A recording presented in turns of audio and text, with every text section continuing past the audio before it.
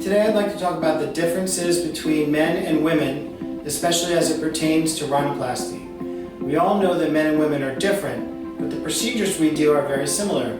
How do we tailor these procedures to keep a man looking like a man and a woman looking more feminine? One common concern that is often voiced at a consultation is that men are afraid of becoming feminized by having their nose done. They want to maintain a strong appearance and they want to stay masculine.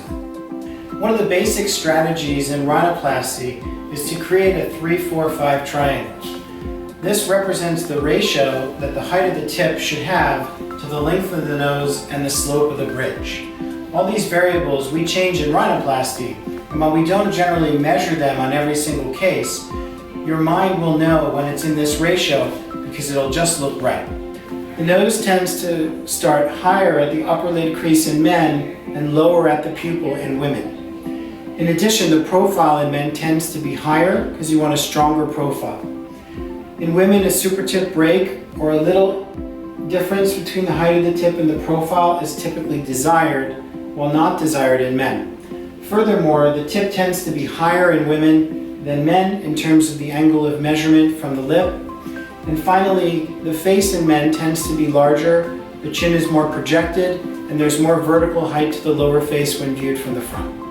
This patient had too much of dorsal height, or a bump, and had a nose that was actually too short for its height, which accentuated the prominence of the dorsal hump. In the post-op, you see we took down the dorsal hump, but also slightly lengthened the nose and compressed the tip or the infratip lobule. This I've discussed in other videos.